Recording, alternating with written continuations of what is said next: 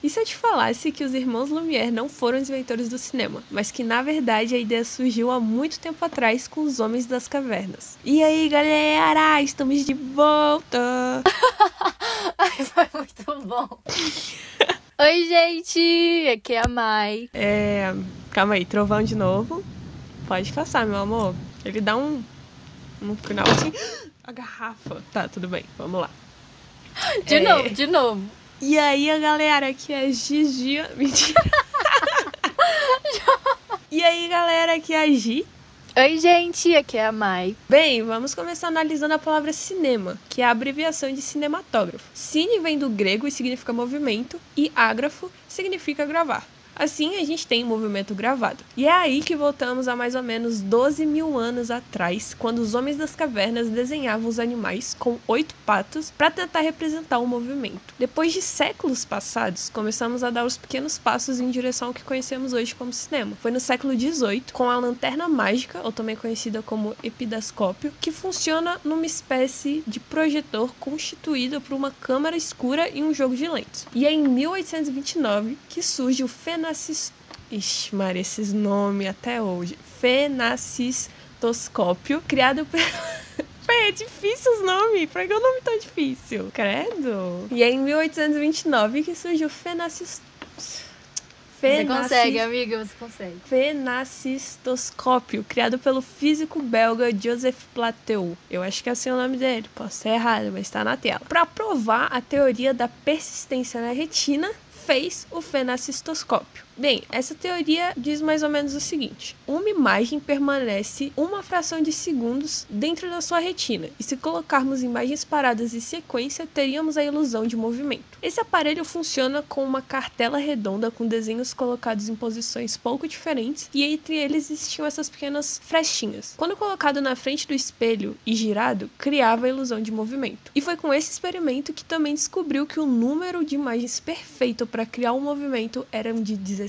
fotogramas por segundo. Isso é muito importante para você entender o que hoje se chama de frame, que é uma das partes fundamentais, se não a mais fundamental, para aquela câmera lenta que a galera adora. Poucos anos passados, em 1833, com o zootrópico, criado pelo britânico William George Horner, eu espero que seja assim, um aparelho bem parecido com o fenacistoscópio. Ele funciona também com uma ilusão ótica. Ele tem um tambor circular com várias frestas sequenciadas, e quando o espectador olha por essas frestas enquanto ele gira, as imagens que estavam dentro do tambor também se mexiam. Na realidade, esse instrumento era um tipo de jogo muito popular na época, mas foi um grande marco pro avanço do cinema. E agora... Isso é muito legal, eu acho isso muito legal. Sim, velho, porque tipo, o cinema surgiu, na verdade, como brincadeiras, né? E agora, pulamos para o ano de 1890, com o conhecidíssimo e o queridíssimo Thomas Alva Edison. É com você, Mayara.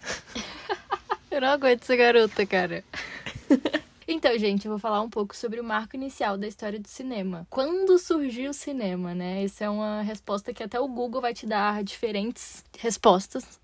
O marco mais simbólico é em 1895, com a invenção do cinematógrafo pelos irmãos Lumière, que são franceses. Lembra disso. O cinematógrafo, ele não é a primeira câmera, mas chega aí com uma nitidez melhor, uma praticidade tamanha por ser bem leve, pequena e operada por manivela, o que possibilita ser levada para todos os lugares e gravar em lugares externos. Isso gerou um impacto muito grande e o cinematógrafo começou a ser vendido de uma forma muito rápida pelo mundo todo, né? E esse fenômeno foi chamado de cinema. Mas, como a Gi já introduziu, o estadunidense Thomas Edison, famoso Thomas Edison, inventou o cinetoscópio em 1890. O cinetoscópio é um instrumento parecido com uma caixinha, onde você assiste o filme até 15 minutos, só que individualmente, por abordar temas proibidos na época, como sexualidade, e ele achava que a experiência compartilhada seria constrangedora e não teria público. Com isso tudo, tem uma grande discussão, uma vez que o equipamento de Thomas Edison, além dele ter inventado a lâmpada que permite a projeção, o cinetoscópio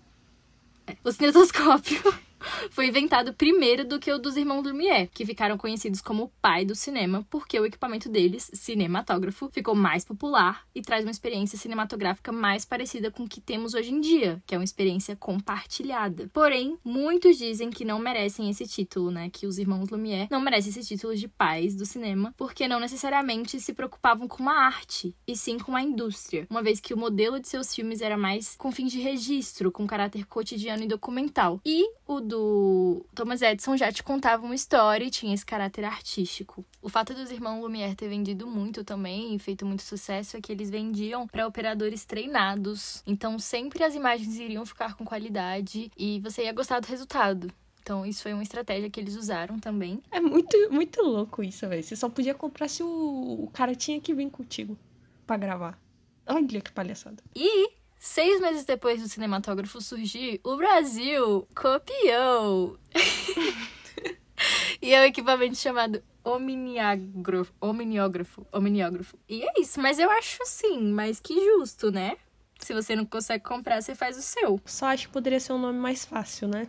Tem um H no meio, não tem? E eu queria até comentar, quando você disse, né, sobre isso, de temas abordados, é muito engraçado a gente pensar o que era temas proibidos, né, igual você falou de sexualidade naquela época. Por exemplo, um beijo naquela época, um vídeo de 2 pessoas se beijando, era uma coisa assim, meu Deus do céu, eles estão se beijando, gente. Isso era pra eles algo muito sensual, sabe? Que transmitia algo muito pesado. E um fato também muito legal é que com o Edison temos primeiro o estúdio de cinema do mundo, que é o grande, majestoso Black Maria. Ele tinha um teto com uma abertura e foi construído uma plataforma giratória para poder girar de acordo com o posicionamento do sol. E aí, galera, o que vocês acham? Deixa aí nos comentários se vocês são o quê? Team Irmãos Lumière ou Team Edison? Eu, por exemplo, sou Team Edison. Eu acho que ele, é o que a Mayara falou, ele tem um caráter aí um pouco mais artístico, na minha opinião. Os irmãos Lumière ficam um pouco mais pra indústria, pra ganhar um dinheirinho. Já que a gente tá falando da história do cinema, eu queria citar aqui a cineasta Alice Guy Blaché. Eu não sei se se fala assim, a gente não acerta nenhum nome mesmo. Ela foi uma pioneira no cinema e ela é francesa e ela foi uma das primeiras cineastas e roteiristas de filmes ficcionais e narrativos. E ela é simplesmente uma das primeiras a começar a contar a história com a arte cinematográfica. E eu acho isso muito importante ressaltar que as mulheres estavam lá, sim, desde o começo, marcando presença e fazendo coisas incríveis. E uma coisa muito legal também pra falar sobre Ali Guy, eu não sei sobre falar o ela. nome dela. Sobre ela, ali, né? Ela era tão pra frente, né?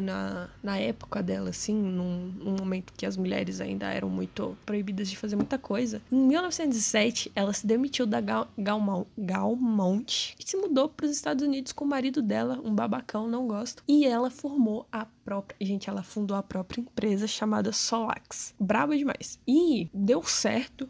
Deu muito certo. Lá em 1912, ela, além de ter dado luz ao filho dela, o Ray... Eu não sei falar, eu vou chamar de Reginaldo, mas é em inglês. Mas eu vou chamar de Reginaldo. Ela deu a luz ao filho dela, o Reginaldo. E também, velho, só pra vocês terem noção, o estúdio dela nessa época tava muito bem sucedido. Ela construiu o estúdio dela de primeira qualidade lá em Fort Lee, New Jersey, que era o berço da indústria cinematográfica americana. Inclusive, ela produziu mais de 500 filmes. Ela foi a única mulher diretora no mundo por muito tempo. E ela foi também pioneira em tentar técnicas de sincronia entre som, imagem e pintura. Só que, infelizmente, quando começou, né, Hollywood, né, tava começando a surgir esse polo cinematográfico. Infelizmente, ela, junto do resto da indústria lá da costa leste, acabou entrando em decadência na década de 20. E aconteceu muita coisa ruim na vida dela, como o marido dela que foi embora. E ela não teve tanto reconhecimento como a gente tem hoje, quanto o irmão Lumière ou essas pessoas, assim, bem grandes. Infelizmente, ela não tem um nome tão conhecido, assim. Então, a gente tá aqui pra falar, não é, Mayara? Sim, assistam.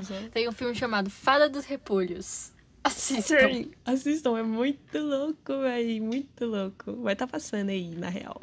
A Fada do Repolho. Mano, é muito bizarro esse filme, mas é muito legal. Ela sofreu muita opressão pra conseguir fazer um filme. Então ela é uma mulher muito engajada, muito afrontosa, sabe? Ela lutou muito pra conseguir tudo que ela fez. E ela com certeza merece mais destaque. Assim como todas as outras diretoras do mundo. Mano, só pra vocês terem noção, ela deu à luz a filha dela, Simone, em 1908. E 2 anos depois nasceu o segundo filho dela. Ela não parou de trabalhar. Ela fazia 3 filmes por semana. 3 filmes por semana, logo depois de ter o segundo filho. E ela só estava focada nessa época em roteirizar e dirigir. E acabou passando a presidência da Solax para o marido dela, Herbert. Mas Herbert deixou a esposa e os filhos para tentar uma carreira em Hollywood junto de outra atriz. Mas pra finalizar, você falou que você é Team Thomas Edison, né?